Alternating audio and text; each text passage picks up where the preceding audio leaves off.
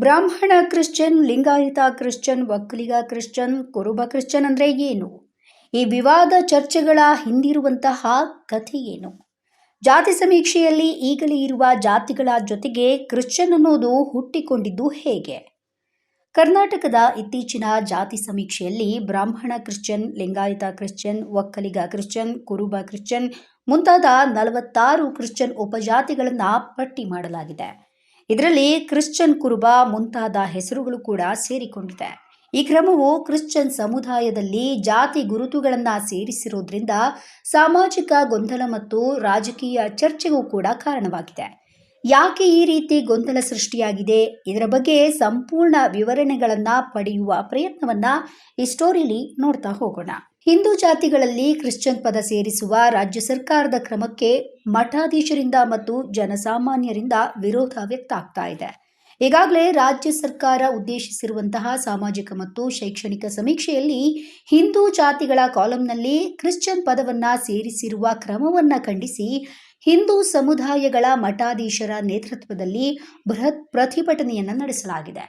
ವಿರೋಧಗಳ ನಡುವೆಯೂ ಕೂಡ ಸಮೀಕ್ಷೆಯ ವೇಳೆ ಲಿಂಗಾಯತ ಕ್ರಿಶ್ಚಿಯನ್, ಒಕ್ಕಲಿಗ ಕ್ರಿಶ್ಚಿಯನ್, ಬ್ರಾಹ್ಮಣ ಕ್ರಿಶ್ಚಿಯನ್ ಹೀಗೆ 46 ಜಾತಿಗಳನ್ನು ಕ್ರಿಶ್ಚಿಯನ್ ಜೊತೆ ತಳುಕು ಹಾಕಿ ಸಿದ್ಧಪಡಿಸಿದ ಜಾತಿಗಳ ಪಟ್ಟಿಯನ್ನ ಕೈಬಿಡಬೇಕೆ ಅಥವಾ ಮುಂದುವರಿಸಬೇಕೆ ಎನ್ನುವ ಬಗ್ಗೆ ಸರ್ಕಾರ ಮತ್ತು ಹಿಂದುಳಿದ ವರ್ಗಗಳ ಆಯೋಗದ ನಡುವೆ ಒಮ್ಮತ ಅಭಿಪ್ರಾಯ ಮೂಡಿಲ್ಲ.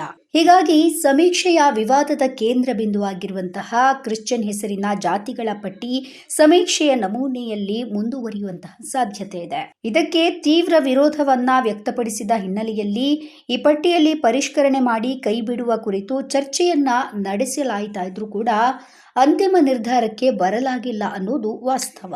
ಸಮೀಕ್ಷಾ ನಮೂನೆಯಿಂದ 46 ಜಾತಿಗಳನ್ನು ಕೈಬಿಡಲು ಮುಖ್ಯಮಂತ್ರಿ ಸಿದ್ದರಾಮಯ್ಯ ನೇತೃತ್ವದ ಸರ್ಕಾರ ಸೂಚಿಸಿದ್ರೂ ಕೂಡ ಆಯೋಗದ ಅಧ್ಯಕ್ಷ ಮಧುಸೂದನ್ ನಾಯಕ್ ಇದಕ್ಕೆ ಒಪ್ಪಲಿಲ್ಲ.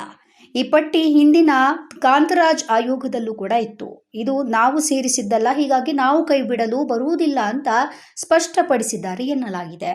ಆಯೋಗವು ಸ್ವಾಯತ್ತ ಸಂಸ್ಥೆಯಾಗಿದ್ದು ಸರ್ಕಾರ ಸೂಚನೆಯನ್ನ ನೀಡಬಹುದು. ಆದರೆ ಜಾತಿ ಪಟ್ಟಿ ಬದಲಿಸುವ ಅಂತಿಮ ತೀರ್ಮಾನ ಆಯೋಗದ ಹಕ್ಕಿನಲ್ಲಿದೆ. ಹೀಗಾಗಿ ಸರ್ಕಾರದ ಮಾತನ್ನ ಆಯೋಗ ನೇರವಾಗಿ ಅನುಸರಿಸಬೇಕಾಗಿಲ್ಲ. ಅವರು ಕಾನೂನಾತ್ಮಕ ಪರಿಶೀಲನೆ, ದಾಖಲೆ ಹಾಗೆ ಸಮೀಕ್ಷೆ, ಸಾಮಾಜಿಕ ಪರಿಣಾಮಗಳನ್ನು ಗಮನಿಸಿ ತೀರ್ಮಾನಿಸ್ತಾರೆ. ಹೀಗಾಗಿ ಆಯೋಗದ ನಿರ್ಧಾರವೇ ಅಂತಿಮವಾಗಿರುತ್ತೆ. ಈ ವೇಳೆ 46 ಕ್ರಿಶ್ಚಿಯನ್ ಹೆಸರಿನ ಜಾತಿಗಳನ್ನ ಸಮೀಕ್ಷೆ ನಮೂನೆಯಿಂದ ಕೈಬಿಡಿ.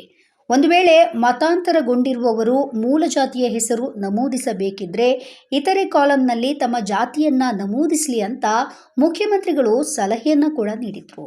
ಆದರೆ ಕಾನೂನಿನ ಕಾರಣವನ್ನ ನೀಡಿ ಆಯೋಗದ ಅಧ್ಯಕ್ಷರು ಒಪ್ಪಿಗೆಯನ್ನ ನೀಡಿಲ್ಲ. ಆಯೋಗವು ಸ್ವಾಯತ್ತ ಸಂಸ್ಥೆಯಾಗಿರುವುದರಿಂದ ಸರ್ಕಾರ ತನ್ನ ನಿಲುವನ್ನ ಹೇರಲು ಸಾಧ್ಯ ಇಲ್ಲ. ಹೀಗಾಗಿ ಗೊಂದಲ ಮುಂದುವರೆದಿದೆ ಅಂತ ಮೂಲಗಳು ತಿಳಿಸಿದೆ. ಕರ್ನಾಟಕದಲ್ಲಿ ಬ್ರಾಹ್ಮಣ Christian, Lingayat Christian, Vokkaliga Christian, ಕುರುಬ ಕ್ರಿಶ್ಚಿಯನ್ ಅಂದ್ರೆ ಏನು ಅನ್ನೋದು ಇತ್ತೀಚೆಗೆ ಎಲ್ಲರ ಚರ್ಚೆಯ ವಿಷಯವಾಗಿದೆ. ಈ ಹೆಸರುಗಳು ಅಂದ್ರೆ ಹಳೆಯ ಜಾತಿಯ ಗುರುತಿನ ಪ್ರಕಾರ ಕ್ರಿಶ್ಚಿಯನ್ ಸಮುದಾಯದ ಒಳಗಿನ ವಿಭಜನೆ. ಇತಿಹಾಸದಲ್ಲಿ ಭಾರತದಲ್ಲಿ ಜಾತಿ ವ್ಯವಸ್ಥೆ ಹಳೆಯ ಕಾಲದಿಂದ ಕೂಡ ಇತ್ತು. ಅದರಿಂದ ಈ ವಿಭಜನೆ ಹುಟ್ಟಿದೆ. 16-17ನೇ ಶತಮಾನದಲ್ಲಿ ಕ್ರಿಶ್ಚಿಯನ್ ಪಾದ್ರಿಗಳು ಬಂದಾಗ ಕೆಲವು ಬ್ರಾಹ್ಮಣ, ಲಿಂಗಾಯತ, ಒಕ್ಕಲಿಗ, ಕುರುಬ ಮುಂತಾದ ಜಾತಿಗಳ ಜನರು ಕ್ರಿಶ್ಚಿಯನ್ ಧರ್ಮಕ್ಕೆ ಬದಲಾಗಿದ್ರು. ಆದರೆ ಕ್ರಿಶ್ಚಿಯನ್ ಧರ್ಮಕ್ಕೆ ಮತಾಂತರಗೊಂಡರೂ ಕೂಡ ತಮ್ಮ ಪೂರ್ವಜರಿಂದ ಬಂದ ಜಾತಿ ಪದ್ಧತಿಯನ್ನ, ಆಚಾರ ವಿಚಾರಗಳನ್ನ ಅವರು ಉಳಿಸಿಕೊಂಡರು. ಹಾಗಾಗಿ ತಮ್ಮ ಹಳೆಯ ಜಾತಿ ಗುರುತನ್ನ ಇಟ್ಟುಕೊಂಡ್ರು. ಉದಾಹರಣೆಗೆ ಒಕ್ಕಲಿಗ ಕ್ರಿಶ್ಚಿಯನ್ ಅಂದ್ರೆ ಮೂಲತಃ ಒಕ್ಕಲಿಗರು, ಲಿಂಗಾಯತ ಕ್ರಿಶ್ಚಿಯನ್ ಅಂದ್ರೆ ಮೂಲತಃ ಲಿಂಗಾಯತರು, ಬ್ರಾಹ್ಮಣ ಕ್ರಿಶ್ಚಿಯನ್ ಅಂದ್ರೆ ಮೂಲತಃ ಬ್ರಾಹ್ಮಣರು. ಇವರು ಮತಾಂತರಗೊಂಡ ನಂತರ ಕ್ರಿಶ್ಚಿಯನ್ ಆಗಿದ್ದು ತಮ್ಮ ಮೂಲ ಜಾತಿಯ ಜೊತೆಗೆ ಕ್ರಿಶ್ಚಿಯನ್ ಎನ್ನುವುದನ್ನ ಸೇರಿಸಿಕೊಂಡಿದ್ದಾರೆ. ಇದೀಗ ಜಾತಿ ಸಮೀಕ್ಷೆಯಲ್ಲಿ ಇದೇ ರೀತಿಯಾಗಿ ಜಾತಿಗಳ ಮುಂದೆ ಕ್ರಿಶ್ಚಿಯನ್ ಅಂತ ಸೇರಿಸುವ ಅನಿವಾರ್ಯತೆ ಕೂಡ ಉಂಟಾಗಿದೆ. ಇದರ ಪರಿಣಾಮ ಸಮಾಜದಲ್ಲಿ ಕೆಲ ತೊಂದರೆಗಳು ಕೂಡ ಉಂಟಾಗಬಹುದು. ಮೊದಲನೆಯದಾಗಿ ಕ್ರಿಶ್ಚಿಯನ್ ಸಮುದಾಯದೊಳಗೆ ಭಿನ್ನಾಭಿಪ್ರಾಯ ಹೆಚ್ಚುತ್ತೆ.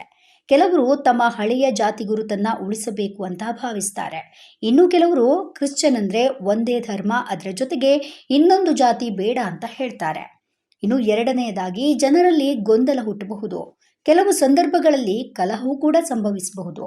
ಮೂರನೆಯದಾಗಿ, ರಾಜಕೀಯ ಪಕ್ಷಗಳು ಈ ವಿಚಾರವನ್ನ ಮತಭದ್ರತೆ ಅಥವಾ ತಮ್ಮ ಪ್ರಯೋಜನಕ್ಕೆ ಬಳಸುವಂತಹ ಸಾಧ್ಯತೆ ಇದೆ.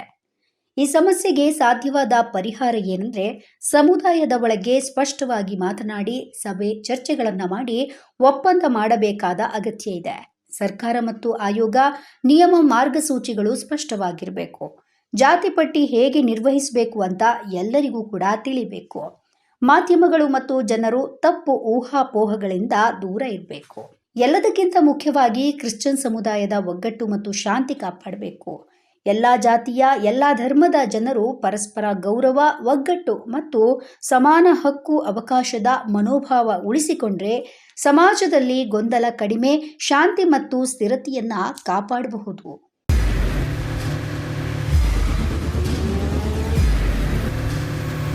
ಪ್ರಜಾಮಾರ್ಗ ನ್ಯೂಸ್, ಇದು ಜನಸಾಮಾನ್ಯರ ಧ್ವನಿ.